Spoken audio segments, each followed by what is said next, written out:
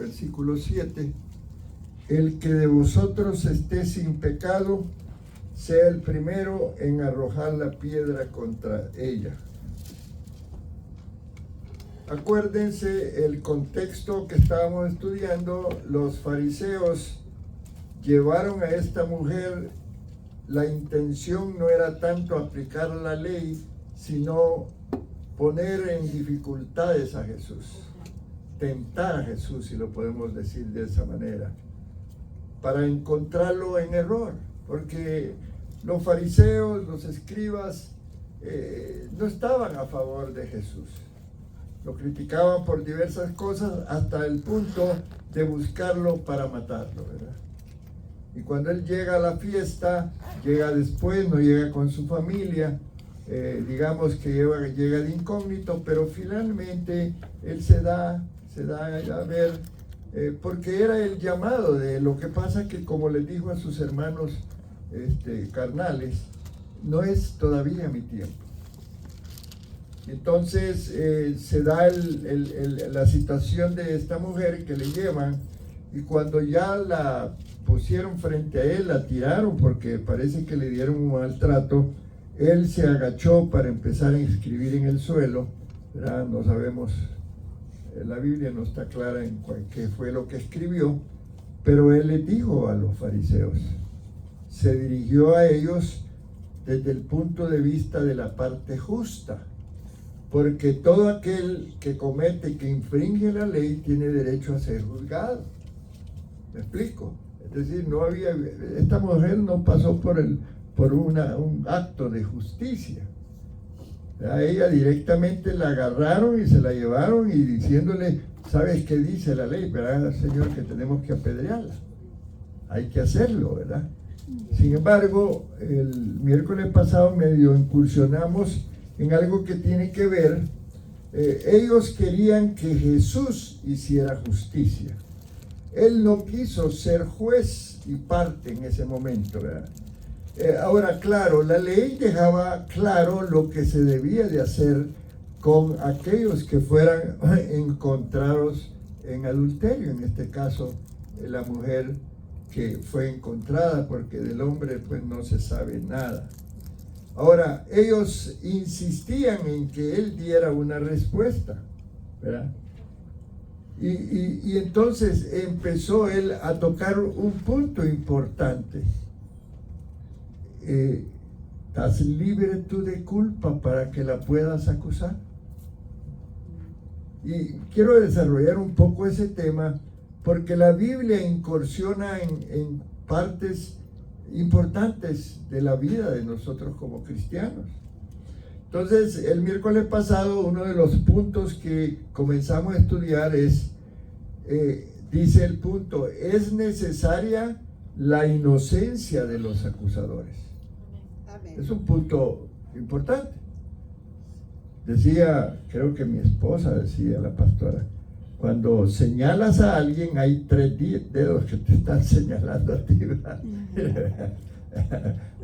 Es un decir, ¿verdad? Tenemos que saber en qué momento vamos a poder ser jueces en una situación, ¿verdad? Entonces, ahora, los judíos de ese tiempo, los fariseos, ellos invocaban la ley, ¿verdad?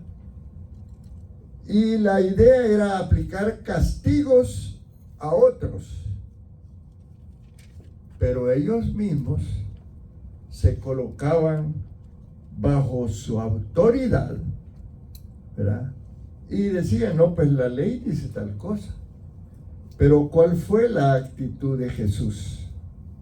¿Verdad? Él los llevó a examinar su corazón. ¿Cómo es tu condición? ¿Crees que tú estás listo para tirar la piedra? Y le dijo, el que esté libre del pecado. Entonces fue algo fuerte porque tocó la conciencia de ellos, ¿verdad? Ustedes saben que la conciencia es un área del espíritu del hombre, ¿verdad? Y entonces esa fue una de las actitudes de Jesús, ¿verdad?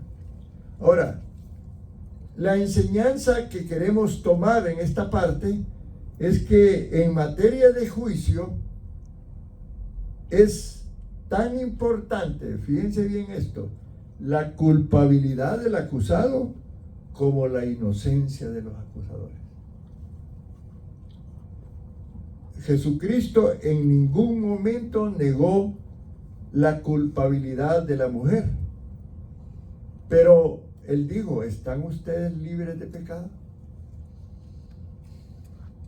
Si realmente ellos mismos querían matar a Jesús, ¿cómo estaba su corazón si prácticamente le pusieron una trampa al llevar a la mujer? Había odio, había algo en su corazón que no estaba bien. Por eso Él les dijo, ok, pues si tú estás libre de culpa, tira la primera piedra. Ahora, en Juan 7:19, vamos a empezar a estudiar la palabra, hermano. Dice, no os dio Moisés la ley, le dice a ellos, y ninguno de vosotros cumple la ley. Y les dice, ¿por qué procuráis matarme? Él conocía el corazón de los hombres y por qué llevaron a esta mujer. Ahora, esto que te voy a decir, hermano, es importante y a mí me tiene que causar un efecto esto. Él no dijo, ella está libre de pecado, ella no ha pecado.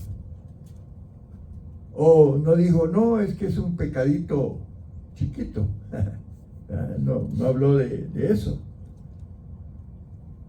Ahora, Él le recordó a estos que llevaban a la mujer que ellos no eran los que podían formular un cargo contra ella, porque las motivaciones de ellos, los móviles de ellos, no eran rectos y la vida de ellos no era pura. ¿Ok? Este es un principio que a lo mejor cuando te enseñe tú tengas algún punto de vista diferente. Lo interesante es que si hay algo que pienses diferente, lo expongas. Porque en las cuestiones de juicio y de ley hay algunos puntos de vista diferentes. Ahora, la pregunta aquí es, bueno, y Él les dijo ahí en Juan 8:46, ¿quién de vosotros me redarguye de pecado? ¿Quién puede explicar ese versículo? Juan 8:46. Pues que si hay alguien que lo acuse de algo. Amén. Pues sí, porque para empezar, ellos no creían en Jesús. Ellos no creían que era el Mesías. Ellos lo acusaban de trabajar en sábado. Cuando hizo un milagro, ¿se recuerdan el milagro que hizo? Pues ellos no estaban, no congeniaban con él. Entonces, ¿qué significa redarguir de pecado? Culpar. Acusar o culpar. Sí, culpar. Correcto. El Espíritu Santo puede que nos haga sentir, nos redarguya, nos haga sentir que hemos pecado. Y por eso tenemos al Espíritu Santo con nosotros. Ellos no lo tenían. Y nosotros, el Espíritu Santo, a través de nuestra conciencia, nos puede decir, espérate, tienes que confesar algo. Amén, hermano, eso es importante. Por eso Él nos habla a nosotros de justificación y de santificación. Él lo justifica por su obra, por la muerte en la cruz, pero Él quiere que comencemos a vivir una vida de santidad y por eso Él está presente. Y si en algún momento hemos pecado, dice la Biblia, abogado tenemos en Jesucristo, ¿verdad? Y Él nos redarguye para eso. Pero estos hombres no podían hacerlo. El Espíritu Santo es Dios y está sin pecado. Es importante esto, ¿ok? Ahora, ¿podían los fariseos juzgar a la mujer en adulterio? Es la pregunta que voy a dejar para que ustedes participen de este tema. Pues no, porque No eran santos. ¿Qué piensan ustedes? Por ejemplo, la ley. Ok, vamos a hablar de la ley humana. Alguien que va y va delante de un juez, ¿cómo está ese juez? Si lo vemos en ese aspecto. Pero la ley no está viendo eso. La ley está viendo la falta cometida, ¿verdad? Y hay un jurado, si fuera necesario. Pues yo digo que delante de la ley, por ejemplo, el que lo acusan de que ha matado y tal vez pasando iba y como dicen, él fue el único que lo vieron, a él lo culparon. Ok, ante la ley, él puede ser el asesino, ¿verdad?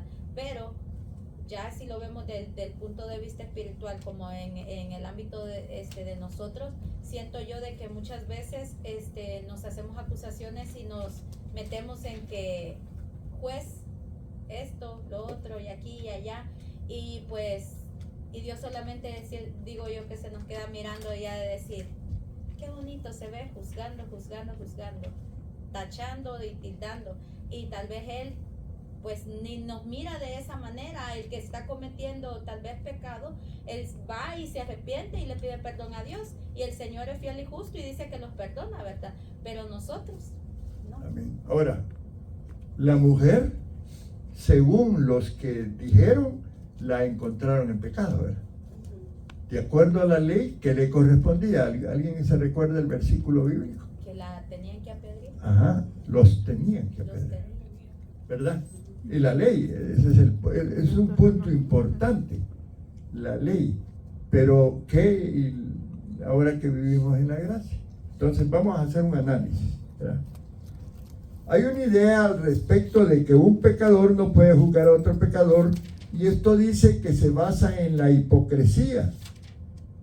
Al criticar el pecado ajeno, estando el pecador en pecado, ¿verdad?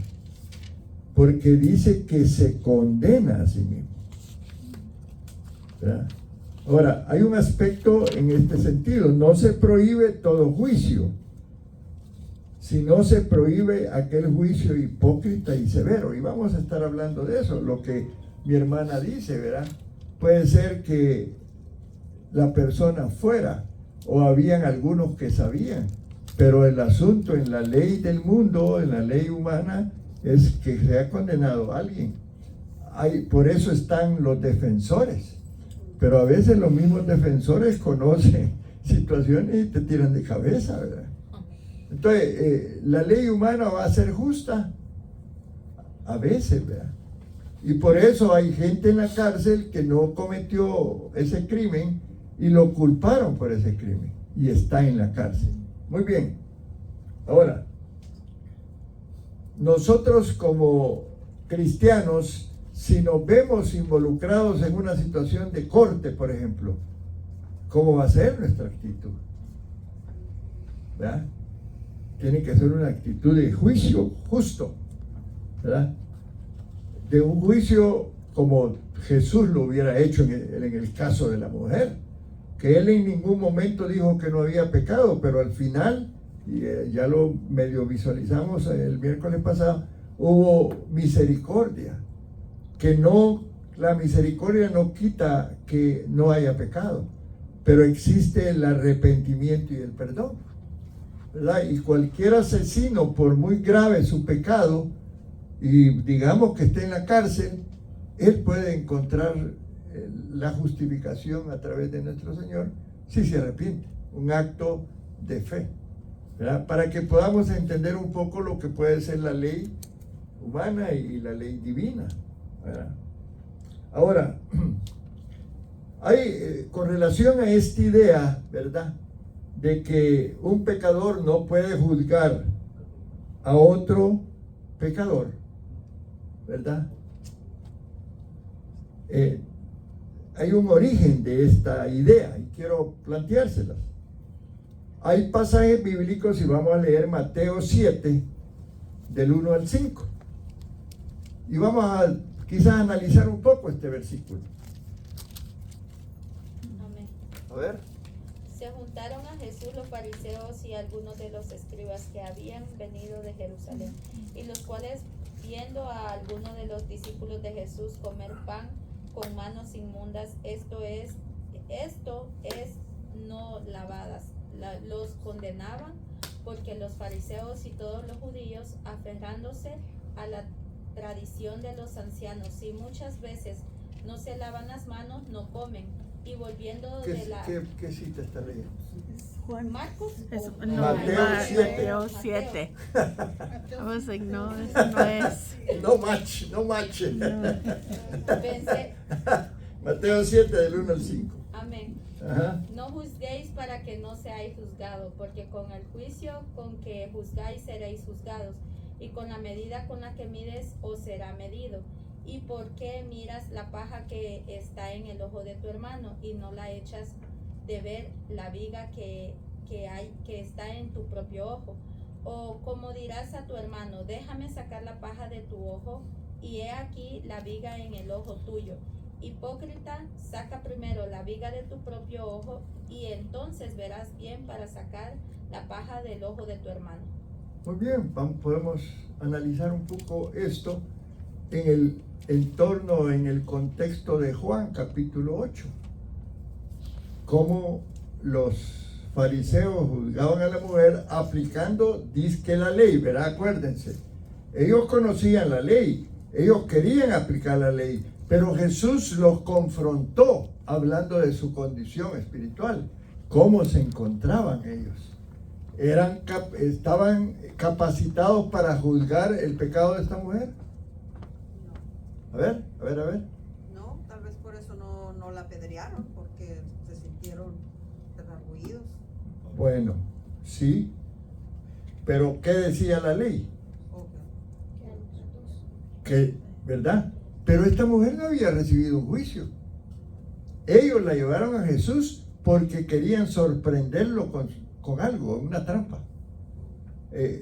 Vayamos entendiendo, ¿verdad? O quizás querían que él dijera que sí la apedrearan, y ya Sí. después decir, miren, el que siguen ustedes Correcto. es malo. Porque había una ley de parte de los romanos que prohibía aplicar muerte a la gente. ¿Me están entendiendo, hermano? Ok, entonces, en este versículo que acabamos de leer, Jesús advierte contra juzgar hipócritamente a los demás. ¿Verdad? Yo estoy juzgando, pero vuelvo a los dedos. Con este juzgo, pero con estos tres me juzgan a mí. ¿Cuál es mi condición? Que era lo que Jesús estaba diciendo. ¿Ok? Y si alguien juzga a otro pecando del mismo modo, ¿verdad? Dice la palabra que se condena a sí mismo. ¿Cómo yo voy a poder juzgar a otros sobre algún pecado si yo estoy cometiendo ese pecado? Es lo que debemos de entender.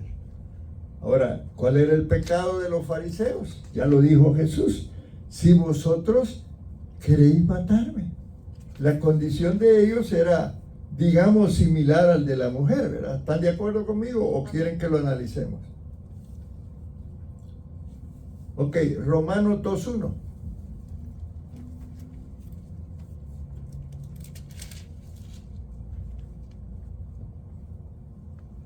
Por tanto, no tienes excusa tú, quien quiera que seas, cuando juzgas a los demás, pues al juzgar a otros te condenas a ti mismo, ya que practicas las mismas cosas. ¿Ok?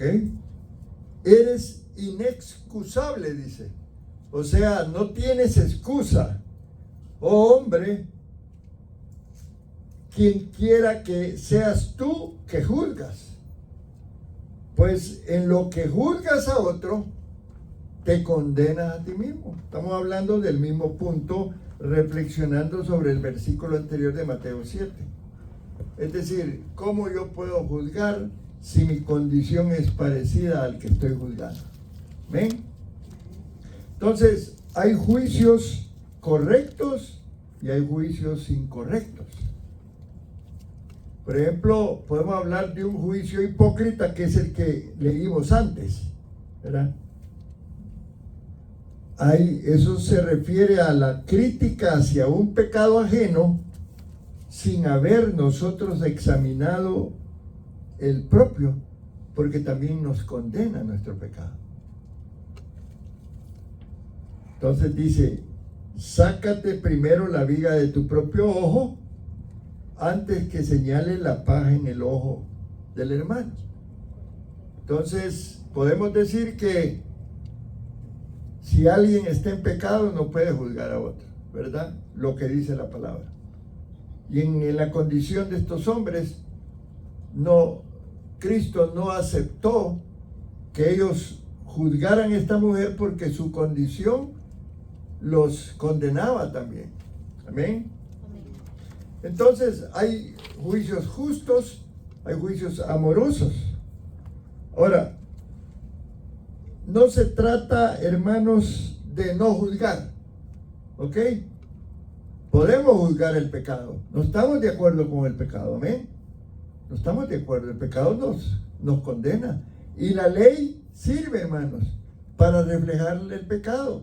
Tal vez no te salva la ley, pero te refleja el pecado. Cuando dice no matarás, dice, ¿cuál es tu condición? ¿Ha matado? Aunque Jesús dijo, si tú le dices tal a fulano, es como un asesinato, ¿verdad?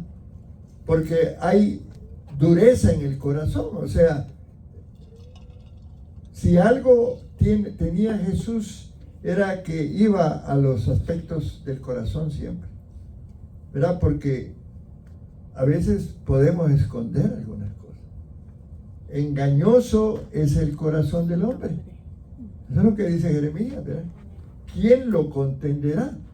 Pero Jesús tenía ese discernimiento para ver el corazón de los que querían apedrear a la mujer. Entonces, no es que no se juzgue, sino se debe de juzgar con justicia y amor, buscando llamar al arrepentimiento y restaurar a la persona con humildad. ¿Cuál fue la condición al final de esta mujer? Pudo ver en Jesús amor, porque él no la condenó nunca, solo le dijo, ¿sabes qué? Vete y no peques más. Amén. Tremendo, ¿verdad? La enseñanza. Es importante entonces, hermanos, tener discernimiento para entender estas cosas en cuanto a la enseñanza de la palabra y apartarnos de algunas cuestiones que pueden ser confusas y que nos lleven a pecar. Ahora, de esto que estamos hablando hay implicaciones. En primer lugar, debemos de examinar la propia conducta nuestra antes de criticar a otro. En otro sentido es mostrar humildad, ¿verdad? Es decir, no puedo yo juzgar severamente a otro que, por ejemplo, se divorció, porque es duro y a veces la iglesia no acepta el divorcio. Pero ¿cómo debe ser ese juicio? ¿Verdad? Si es que vamos a juzgar. Quizás no debemos de juzgar. ¿Me explico? Porque estamos tocando un área difícil. Este hombre y esta mujer se divorciaron porque había habido a lo mejor este pecado, ¿verdad? O había habido maltrato, había habido situaciones diferentes que desconocemos. Amén. Ahora, detrás de todo juicio debe de haber un plan de redención, pero más que todo de restauración. Si voy a corregir a alguien, lo debo de hacer con humildad, sabiendo que yo puedo también caer, porque no estamos exentos del pecado. Entonces, debe de haber restauración. En la iglesia tenemos que tener ese mecanismo, ¿verdad? Nuestro juicio debe ser cuidadoso. Ahora, cuando se da una advertencia en un juicio, ¿verdad? Y no significa que no se debe corregir el pecado. Porque ¿qué pasaría si en la iglesia tenemos a alguien que cometió ese pecado? Y a lo mejor está sirviendo. Pastores que han caído en adulterio y que tuvieron que entrar en una disciplina, en una corrección espiritual, con amor, ¿verdad? Porque hay iglesias que los corren, ¿verdad? Y los humillan. Es importante. Ahora, el juicio debemos de tener cuidado de que no sea superficial, porque un juicio superficial es un juicio malo. ¿Y qué quiere decir esto? El juzgar de acuerdo a las apariencias nada más. Y esto puede ser un pecado si tú juzgas así. ¿Qué dice Juan 7:24? No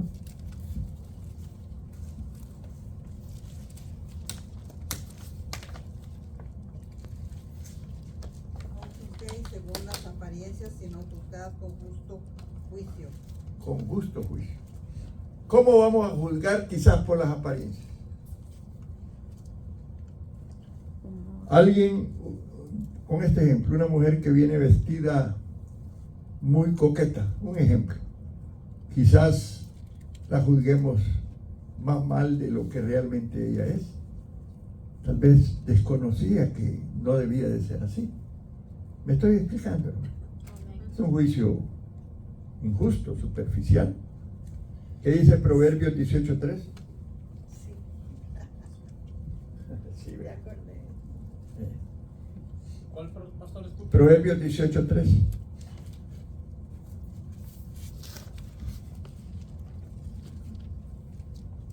¿Tres? Sí, ¿Cuánto? 13. Oh, 13. Al que responde palabra antes de oír, le es fatuidada y oprobio. En otras palabras, no debemos de juzgar, sino después de investigar los hechos. Por eso cuando hay pecado en la iglesia y se va a confrontar a esta persona, hay que hacerlo después de una investigación y bajo 2 o 3 personas de testigos. Y el que lo vio debe de tener otra persona más, no solo una persona, pero la palabra es sabia en ese aspecto. Ahí también, ¿se recuerdan de Simón el fariseo? Llegó una mujer que aparentemente era prostituta a poner perfume a Jesús. Y él la juzgó ahí, bien chueco. No tengo el versículo, pero usted lo puede buscar allá en la Biblia. Simón el fariseo, él juzgó a esa mujer en apariencia y porque había oído que andaba en malos pasos, pero él no estaba seguro. Llegó y ministró a Jesús con un perfume caro. ¿Se recuerdan de ese versículo? No tengo la cita ahorita, ya la vamos a buscar. Entonces juzgó con, ¿cómo se llama? Jesús perdonó a esa mujer ahí, ¿verdad? Y Jesús reprochó el acto de este Simón el fariseo. Simón había invitado a Jesús a comer a su casa. Y esta mujer llegó y lloró y la ministró a Jesús y le puso un perfume, el alabastro caro. Y ese fue un acto de arrepentimiento. Ella lloró delante de Jesús porque estaba arrepentida de su pecado. Sin embargo, Simoncito, ¿verdad?, le cayó con todo, ¿verdad?, y la juzga. Y vamos a buscar el versículo. Mateo 26:7. Vaya, a ver.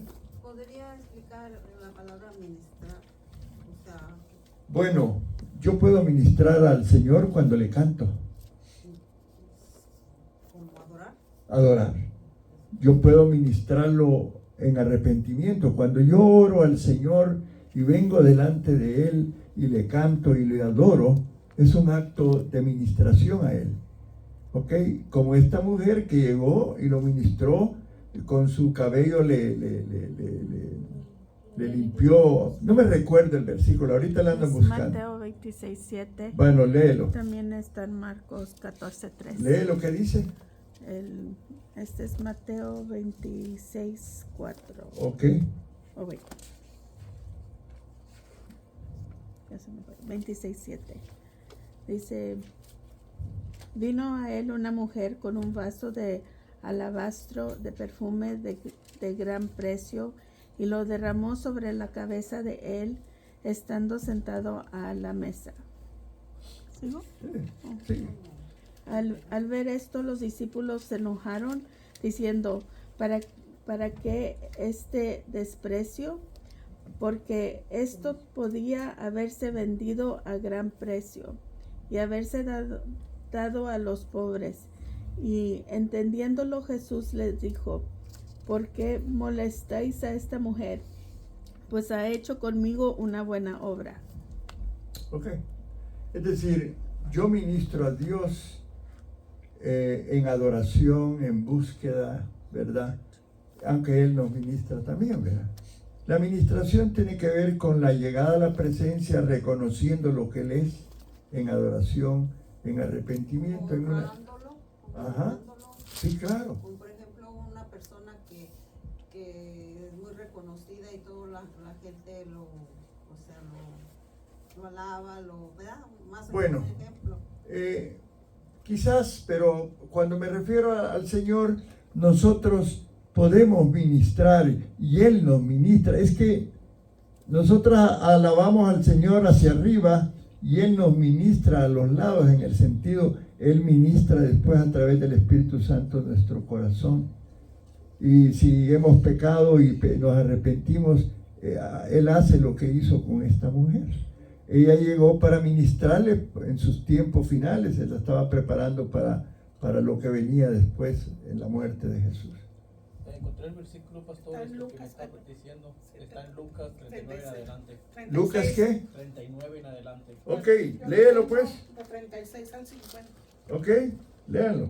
Está largo, pero vale la Sí. pena porque estamos generando Ese preguntas. está muy bonito, está todo. ¿Verdad?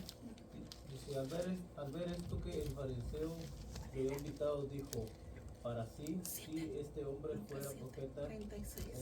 sabría quién es lo que está tocando y qué clase de mujer es una pecadora. Entonces Jesús dijo a manera de respuesta, Simón, tengo algo que decirte.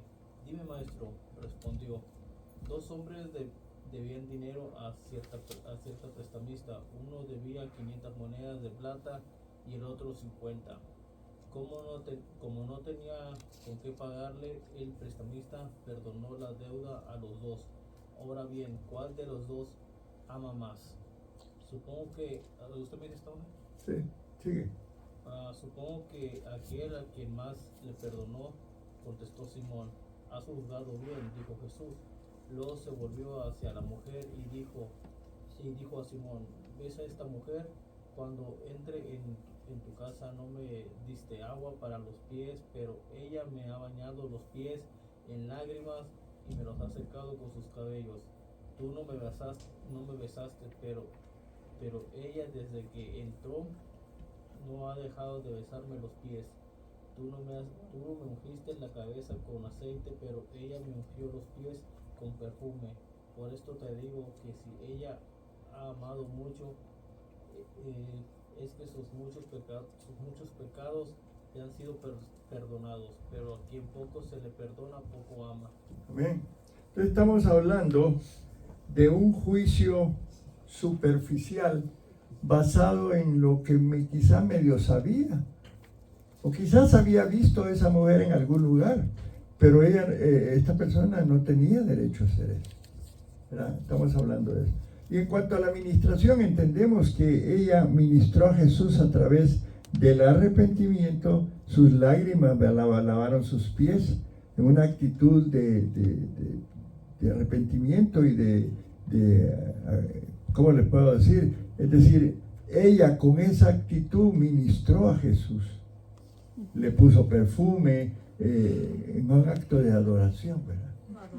Sí, nosotros cuando venimos a la iglesia, desde que entramos, ya tenemos una actitud de adoración allá, ¿verdad? Y entramos, si venimos al altar y presentamos nuestras primeras adoraciones, estamos en eso. Luego comienza la lectura de la Biblia, estamos en un acto de ministrar a Dios. La alabanza, la misma predicación, todo eso es un conjunto. Venimos porque el plan es esa, adorar y glorificar el nombre de Dios, que es una forma de ministrar. Muy bien. A la orden.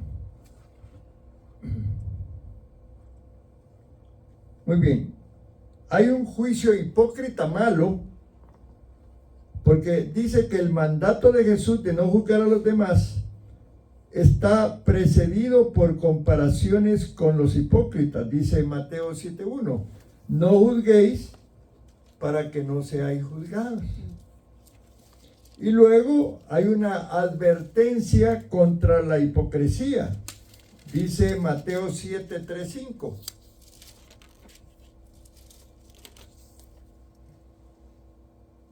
¿Y por qué miráis la paja que está en el ojo de tu hermano y no echas de ver la viga que está en tu propio ojo? ¿O cómo dirás a tu hermano, déjame sacar la paja de tu ojo, y he aquí la viga en el ojo tuyo? ¿Sigo? Hipócrita. Hipócrita, saca primero la viga de tu propio ojo, y entonces verás bien para sacar la paja del ojo de tu hermano. Amén. Muy bien. Estamos incursionando en un tema que es muy profundo. ¿Verdad? Los juicios, que hay juicios que tienen que ser con amor, con justicia, con humildad, ¿verdad?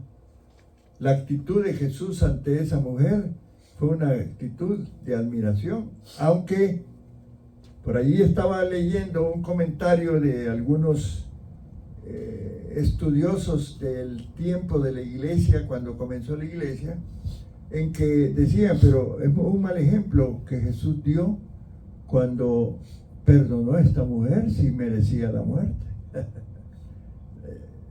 ¿Me entienden? Porque no valoraron una parte de la misericordia de Dios. En los tiempos de los fariseos, la aplicación de la ley era el punto más importante. Ellos crecieron en la ley, pero no era fácil encontrar la salvación a través de la ley. La ley fue puesta por el Señor para señalarnos nuestras fallas, ¿verdad? Y claro, los fariseos, los grandes de la ley, esos el sumo sacerdote y la organización de judíos, empezaron a agregarle a cada mandamiento una serie de reglas. Y era imposible que la gente cumpliera todas las reglas. Porque para ser salvo y ser encontrado sin pecado, tenía que cumplir todas las reglas, ¿verdad? Hoy vivimos en un periodo diferente, pero claro, no por eso debemos de pecar. Y allí es donde hay puntos importantes. Me recuerdo una vez, teníamos en casa un estudio bíblico y llegó una señora invitada y se habló allí del perdón y del arrepentimiento, y que eso significaba dejar las cosas que hacíamos. Y esta mujer estaba llorando y le preguntamos al final del estudio que por qué. Dijo, es que pues yo no creo en lo que ustedes están diciendo, porque a mí me enseñaron que una vez salvo, siempre salvo, y que yo podía hacer algunas cosas. Yo todavía tomo vino, ¿me entienden, hermano? Y yo no la iba a juzgar porque tomara el vino, porque no se trataba de eso. Era que ella entendiera que una vez llegamos a Cristo, es cierto, Él perdona todos nuestros pecados, dice que los entierra en la mar. La idea es que ya no sigamos pecando. Claro, fallamos y reconocemos que fallamos, pero ya no vivimos en el pecado. Esa es la diferencia. Claro, por ejemplo, allá en España, la iglesia cristiana, hay cristianos que toman vino. La cultura de España es así. Cuando a mí me preguntaron sobre eso, yo me quedé callado, dije, no sé qué decir. Pero acá nosotros, si tomamos vino, pues no va a ser bien visto. Porque la palabra dice que el vino te emborracha y te hace mal. No que un traguito nada más o una copa. Bueno, está bien. ¿Me entienden, hermanos? ¿Cómo tenemos que ser cuidadosos para juzgar diferentes situaciones? Entonces, esta señora, me recuerdo, que dijo, no, yo no puedo ser entonces salva. ¿Cómo no? Le dije yo. Pues sí, es que la salvación es un regalo de Dios. Somos salvos por gracia, no por nuestras obras. Amén. Y claro, a usted le hace daño el vino. Después terminó diciendo que sí, que a veces se tomaba más de una copa. Entonces, ¿me entienden?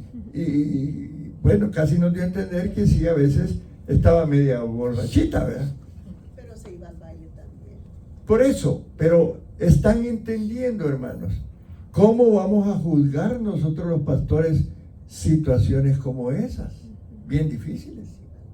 Tenemos que enseñar en términos generales. Yo tengo que ser justo, amoroso y con humildad tratarlo, porque ese es el punto de la enseñanza de Jesús. No es fácil, ¿verdad? Porque qué tal si soy radical y usted o deja de tomar o la ponemos en disciplina, como hay otras iglesias que lo hacen, ¿verdad? Punto importante. Muy bien. Ahora, debemos de oponernos al pecado, ¿verdad, hermanos? ¿Es pecado tomar licor? Pregunta.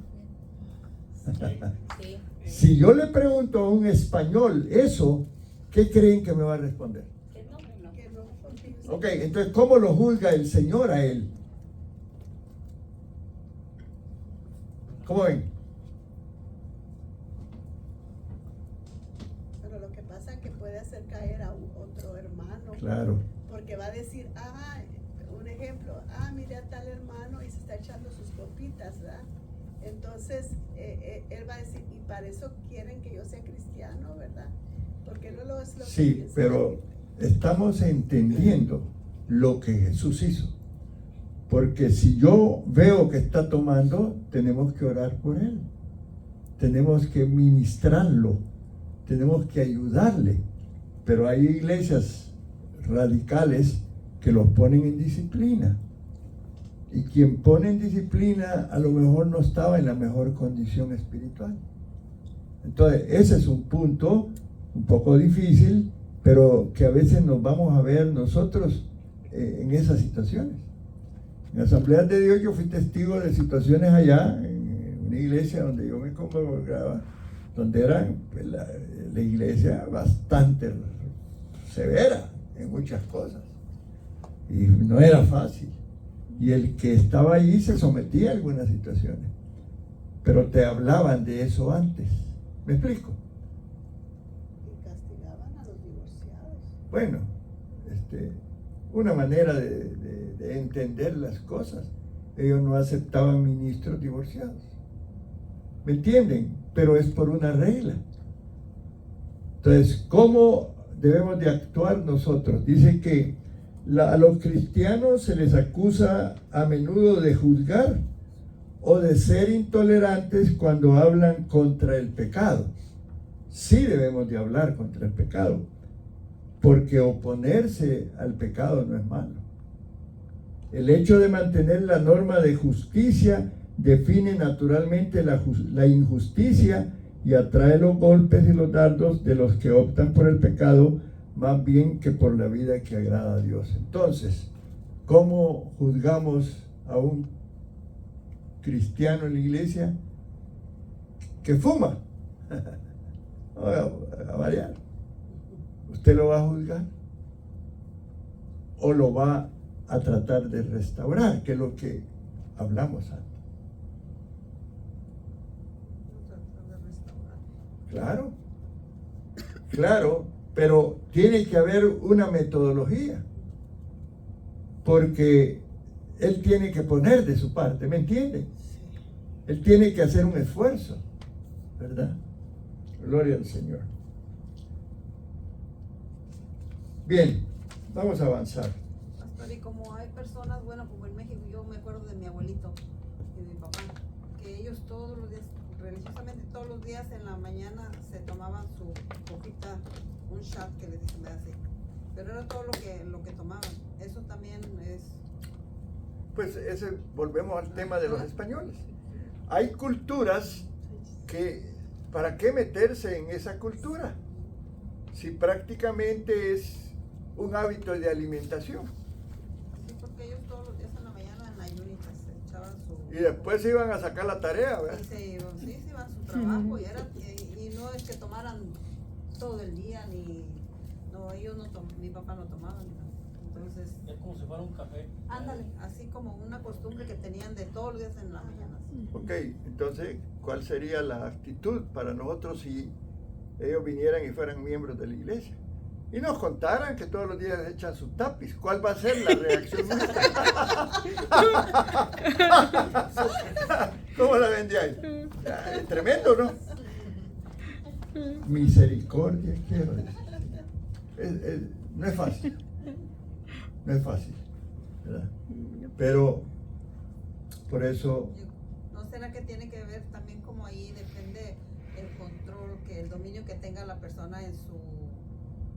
bueno, hermana Corina, cuando llegamos a Cristo y empezamos a crecer en el Evangelio, vamos dejando hábitos que no nos convienen. Eso, si yo le digo ¿cómo se llamaba su abuelito? Cesario. A don Cesario, pecado lo que está cometiendo. Se va de la iglesia, no persevera. Fui con un dedo acusador. Estaba yo listo para hacer esa cosa, tal vez, pero no era el método. Era de que él entendiera que hay algunas cosas. Todo me es lícito, dice la palabra, mas no todo me conviene. Y con el tiempo, si él empieza a ver y a oír y a aprender lo que dice la palabra, lo va a dejar. Como el testimonio de un amigo que llegamos juntos al Evangelio, un español. Y él se salía de la prédica cuando ya no aguantaba y se iba a fumarse su cigarro. Y después regresaba bien, con feeling, ¿verdad? Porque la nicotina lo ponía, ¿eh? Y así lo estábamos observando. Nunca el pastor le dijo nada. Solo que lo sometió al proceso de la palabra. Y con el tiempo, un día en una administración, llegó con el paquete completo de cajetas de cigarrillo y lo puso en el altar. Y empezó su restauración. Pero con amor se le trató. Y a mí me decía, pues yo estaba recién llegado, yo venía de dejar el alcohol. No era tanto mi problema y yo lo sentía, porque ya ven que cuando se fuma tabaco se siente. Y yo callado, ¿verdad? Porque yo estaba igual, yo estaba necesitando de ser restaurado. Y él se iba y ya yo lo acompañaba a veces al parqueo, ¿verdad? Y se echaba su cigarrito y vámonos de regreso. Porque a veces véngase conmigo, porque me siento raro. Y él lo expresó alguna vez. Después cuando contó el testimonio hizo llorar a varios hombres en una reunión de hombres porque ellos estaban viviendo lo mismo. Pastor, así como usted dice, ¿va? De que muchas veces nosotros, por ejemplo, el que va a juzgar cómo está, pues a mí, en lo personal, a mí me pasó con un pastor, porque a mí él me tildó y me acusó de cómo yo llevaba la falda, que ni la llevaba como que bien aquí, ni nada, pero yo no sabía la regla que habían puesto. A Jocelyn la tenía enferma y yo había estado en el hospital. Cuando yo regresé, yo no iba a ir porque ella todavía estaba enferma y yo fui porque tenía privilegio, porque yo no lo iba a dejar botar. Entonces, cuando yo me iba a parar a recibir el privilegio que nombraron, otra persona se paró y el pastor a mí no me había dicho nada. Nadie me había dicho nada y hubieron hermanos que se pusieron a reír. Pero a lo que quiero llegar yo es de que cuando yo confronté al pastor que por qué no me dijo a mí, me salió bien tajantemente. ¿Y sabe qué? Yo le tenía la cola pateada porque yo le sabía muchas cosas a él. Y aunque eso a mí me dolió bastante lo que él me dijo, yo no le dije nada de él. Pero eso causó en mí el que yo me alejara de Dios como 10 o 12 años. Sí. No, este tema vale la pena que lo hablemos porque así nuestra actitud debe ser como Jesús actuó, ¿verdad? Amén. Ahora, ¿cuál es la disciplina que se debe de tomar al respecto del pecado, verdad? La Biblia nos enseña eso, ¿verdad? Dice Gálatas 6:1. Enfrentemos a los hermanos, dice, con mansedumbre. ¿verdad? ¿Qué dice? Hermanos, si alguno fuere sorprendido en alguna falta, ya está escrito. Vosotros, fíjense bien, que sois espirituales, restaurarle con espíritu de mansedumbre, considerándote a ti mismo. Y luego, ¿qué dice al final? No sea que tú también seas tentado. Ahora, ¿qué dice Efesios 4:15? Debemos practicar la disciplina. Amén, hermanos. Pero hay que decir la verdad, como dice, en amor. ¿Qué dice Efesios 4:15? Siguiendo la verdad en amor, crezcamos en todo en aquel que es la cabeza. Esto es Cristo. Mateo 18:15 al 17. Hablando de cuál debe ser la actitud en caso de que tengamos que disciplinar a alguien. Si tu hermano peca contra ti, ve y repréndele estando tú y él solos. Si te oyere, has ganado a tu hermano. Mas si no te oyere, toma aún contigo a 1 o 2 para que en boca de 2 o 3 testigos conste toda palabra. Si no la oyeres a ellos, si no los oyere a ellos, dilo a la iglesia. Y si no oyere a la iglesia, tenlo por gentil y publicano. Claro, en Corintios hay una historia de que el hijo de un miembro de la iglesia estaba viviendo con la mujer de su papá. Y es todo un desarrollo de un tema ahí en 1 Corintios. Porque la iglesia de Corintios era hermosa, muy activa, pero había muchas fallas, ¿verdad? Y Pablo, con diligencia y con amor, trata este caso. No es fácil, ¿verdad?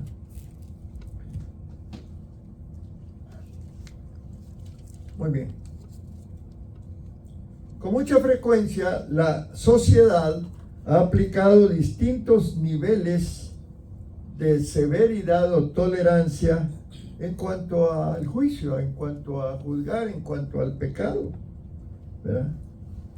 Y claro, también podemos hablar del hombre que no estaba presente, que tenía pecado, que no fue juzgado porque la mujer en ese tiempo no era tenida en estima como pudiera ser en estos tiempos, aunque en estos tiempos todavía hay un machismo que predomina. Amén. Muy bien. Ok. Vamos a pasar a otro puntito. No sé si tengan alguna pregunta sobre lo que hemos hablado. No sé, ¿tengan alguna pregunta? Muy bien.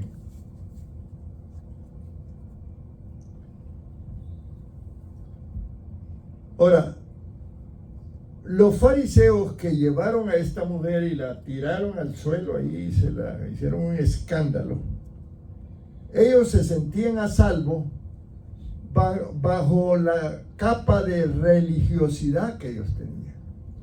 Quiero decirte que hay muchas iglesias religiosas y creen que tienen la razón en aplicar algunas leyes propias de la iglesia. Porque la Biblia no establece que tú te tapes la cabeza como una regla de Dios, ¿verdad? Y cuando Pablo habla de eso, explica, pero como la palabra puede ser torcida o malinterpretada, es como la blusa, la falda larga, ¿verdad? El uso de aritos, el ponerse maquillaje, los peinados rimbombantes, qué sé yo, la ropa ajustada. Todo eso son cuestiones que con sabiduría se tienen que manejar. ¿Y está como medio prohibido aquí, pastor, o no? Bueno, algunas iglesias. No, pero yo digo aquí. Acá nosotros los aritos no, nosotros no tenemos objeción. Yo no sé si alguno de ustedes, alguien les ha dicho que no está bien usar el vestido claro, debe ser una vestimenta honrosa. Si alguien viniera provocativamente, pues tendríamos que decirle, ¿no? Pero no hemos tenido ese caso. Aquí no juzgamos por esa situación, pero hay iglesias que sí, y tienen sus argumentos y nosotros los respetamos, porque no hemos tenido esas experiencias, gracias a Dios. Incluso suben al altar con pantalón y yo no me opongo, porque tengo otra manera de ver las cosas. ¿Ya? Yo crecí en un ambiente diferente espiritualmente hablando. Claro, habían ciertas reglas, ¿no? Que gracias a Dios aquí no hemos tenido ese problema, y no llamaríamos a la persona para decirle lo que la palabra dice, pero no hemos tenido esa condición. Al altar, lo único que sí les he dicho a las hermanas, que no usen pantalón de mezclilla, porque pues bueno, más porque pienso que es más casual, los domingos. Sí, pero no tenemos, usted viene maquillada y no le dice nada a nadie, No. usa aritos y nadie le dice nada. Póngase aretes. Es decir, Por respeto al ser humano. exactamente. Por respeto. Sí. Usted va creciendo en el Evangelio y va conociendo un modo modesto de vestir. Y también los hombres, ¿verdad? Pues algunos no venimos lo mejor que sería, pero no estamos reglamentando algo que pudiera causar hasta malestar, ¿verdad? Pero sí existe todavía. Esposas de pastores me han dicho, yo ya no uso pantalón, como diciéndome a mí, no use pantalón, no se maquille, mire que eso yo no lo hago, así que donde quiera hay esa como punto de vista, ¿verdad? Muy bien. Todavía tenemos unos minutitos. Vamos a Juan 8:9b.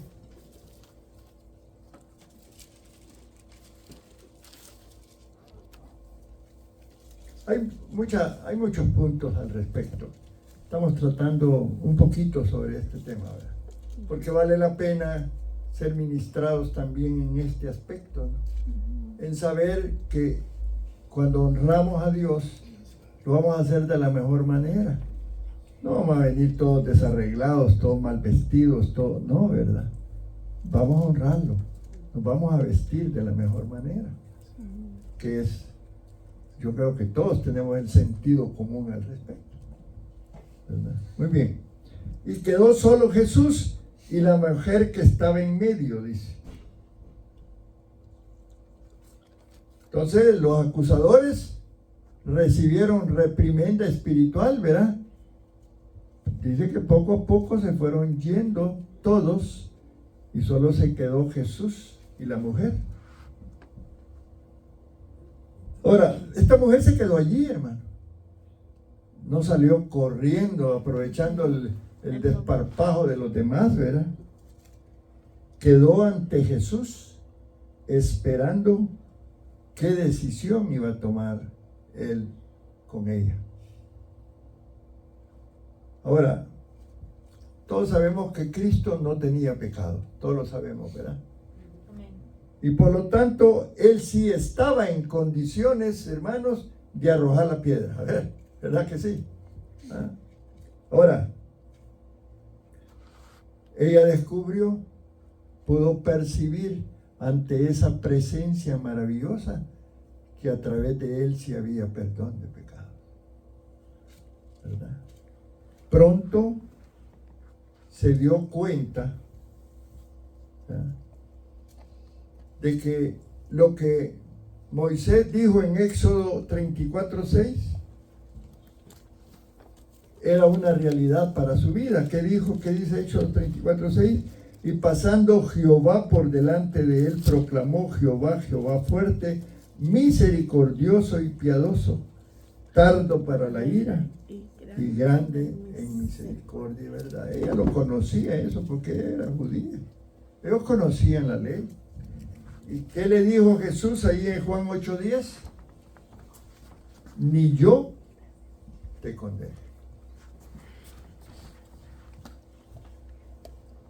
Entonces, creo que es importante reflexionar sobre esa actitud de Jesús.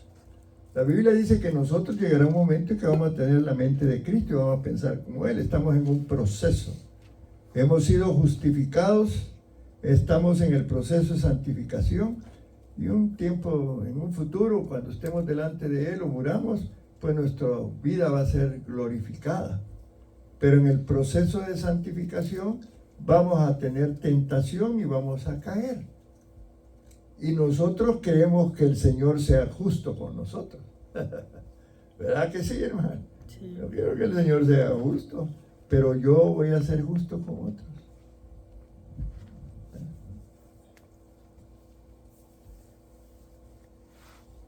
Dice la palabra en Juan 1:29. Cristo es el Cordero de Dios que quita el pecado del mundo.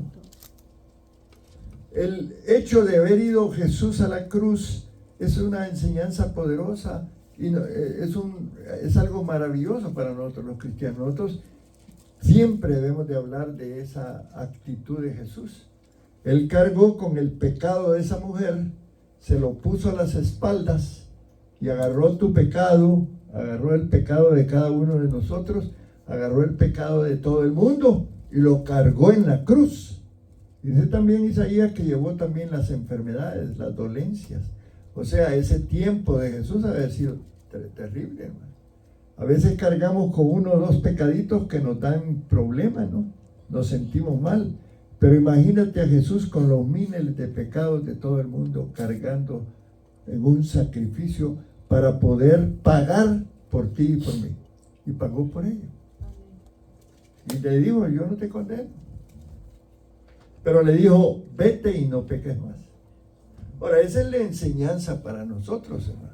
Si hemos venido a Cristo y queremos cambiar, tenemos que hacer un esfuerzo por mantener una vida de santidad. Porque dice que sin santidad nadie verá al Señor, ¿verdad? Entonces, esto que estamos aprendiendo es importante, hermano.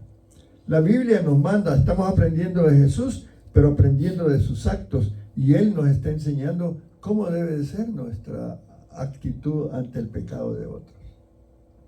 ¿Verdad? Gloria al Señor. Ahora, la misericordia de Dios, hermanos, no nos da licencia para el pecado. Este perdón que es gratuito no debe de ser interpretado como una invitación para seguir pecando. ¿Ah? Y nosotros sabemos que hay algunos grupos religiosos que hay una doctrina del salvo siempre salvo. No sé si has oído tú de esa doctrina. Y en esa doctrina casi te dan chance de pecar. Es decir, no condenan el pecado como debe de ser condenado. Ahora, Cristo condenó ese pecado, pero tuvo misericordia. Y esa es la gracia de Dios, que es inmerecida para nosotros, pero aún no mereciéndolas, Cristo murió por nosotros. Y ahora Él nos justifica delante de Dios. ¿Qué es la justificación? Él se pone enfrente de nosotros delante de Dios y Dios ve a Cristo primero.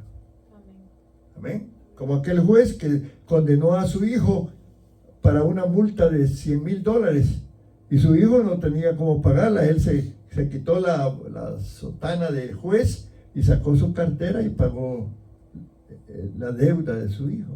Así es Dios con nosotros. Es algo maravilloso. Muy bien.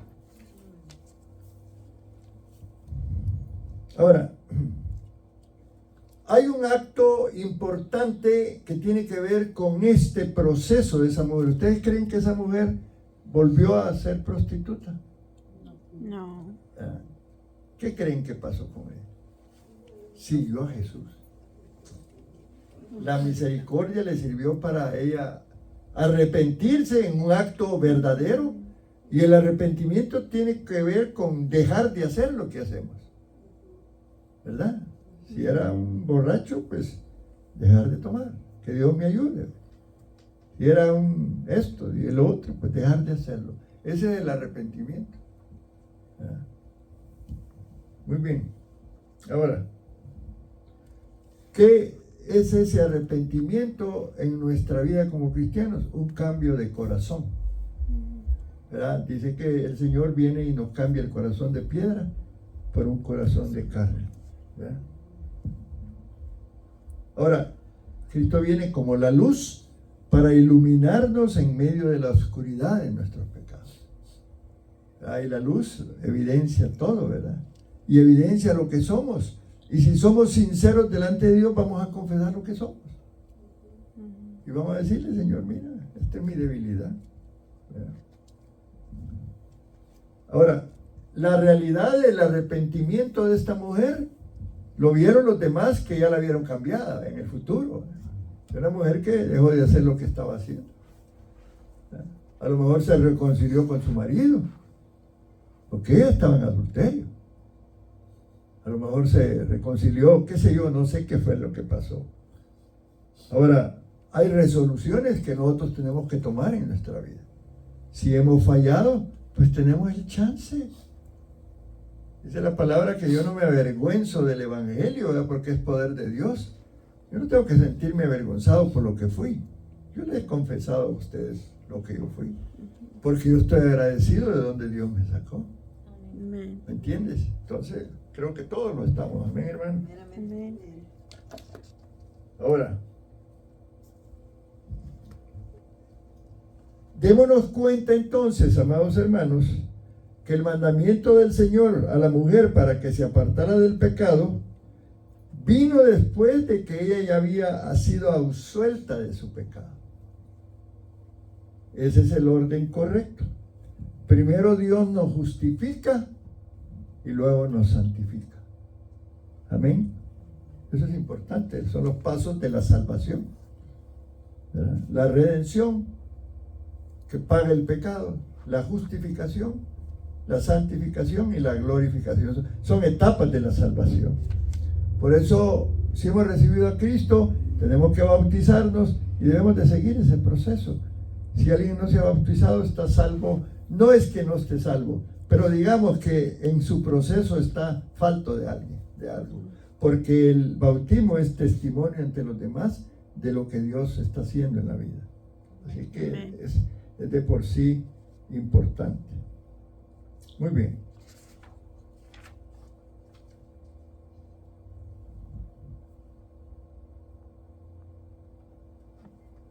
Aunque hay que entender una cuestión, hermano.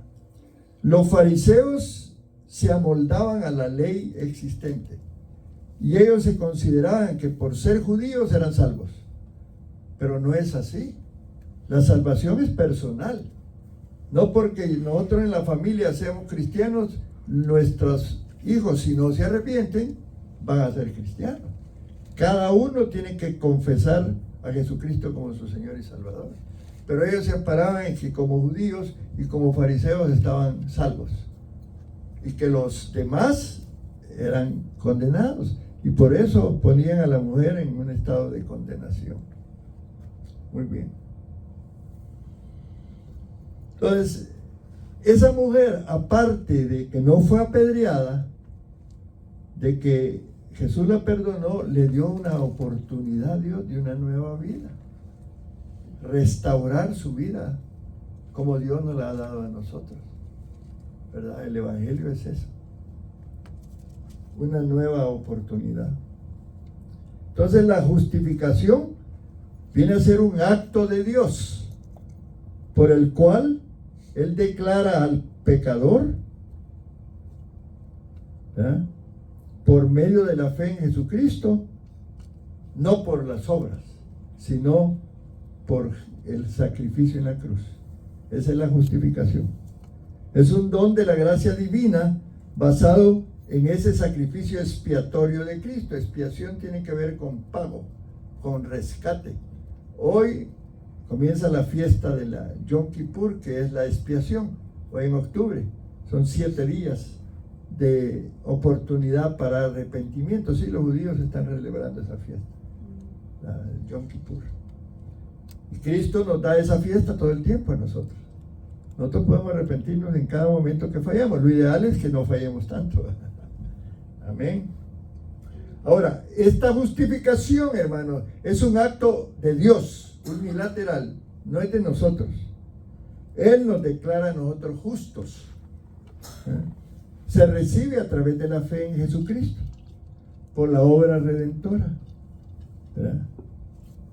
Él nos justifica a pesar de que no lo merecemos. ¿Verdad? Entonces Dios hoy nos acreditó en una tarjeta, nos llegó una tarjeta que dice: tú eres justo. Amén, hermano. Si no la han recibido, Amén. pídala. Una tarjeta donde usted ahí va a ir acumulando sus tesoros. La salvación es eso. Usted le llegó cuando se hace socio de algo, les llega una tarjeta, se hace miembro de un banco, pues usted es miembro del cielo, ¿verdad? Es miembro de la familia de Dios. Usted recibió una tarjeta en donde allí va acumulando los tesoros del cielo. Ahora, ese regalo, esa tarjeta, es un regalo misericordioso que no se gana por méritos. Es la diferencia. Sino ni por buenas obras. Ahora, la justificación, hermanos, no es una transformación moral inmediata, hay que aclarar eso, sino es la declaración de cuál es nuestra posición legal. Amén. Ante Dios. Nosotros somos justificados por Cristo, su Hijo. Amén. Y somos adoptados, porque la adopción es otro proceso de la salvación, como hijos de Dios. Maravilloso. Entonces, es un acto de gracia que une a las personas a Dios en una nueva relación, y es un acto que produce buenas obras. Pero estamos hablando de las obras ya siendo cristianos, no siendo salvos por las obras. Tenía un vecino allá en mi pueblo que cada Semana Santa él era el que se encargaba de arreglar las cosas de todo lo que se usa para ir en el santo entierro, que le llamaba. Y él hacía los gastos porque él creía que esa buena obra lo tenía salvo. Pero no, ¿verdad? Muy bien. Ahora, la santificación en la Biblia es el proceso por el cual una persona es apartada para Dios. Tú y yo hemos sido apartados para Dios. Hemos sido purificados, hemos sido santos por su gracia. Amén. Y ha comenzado cuando creemos en Jesús y cuando lo confesamos como nuestro Señor y Salvador. Entonces viene el Espíritu Santo y comienza a regenerarnos. La regeneración es otro proceso de la salvación. Amén. La adopción, la regeneración, la justificación, la adopción, la santificación, la glorificación. Amén, hermano. Amén. Pongámonos de pie entonces. Gloria a Dios. El otro miércoles vamos a hablar de Jesús, la luz del mundo, porque no nos alcanzó hoy. Vamos a hablar también. Gloria a Dios. Muy bien.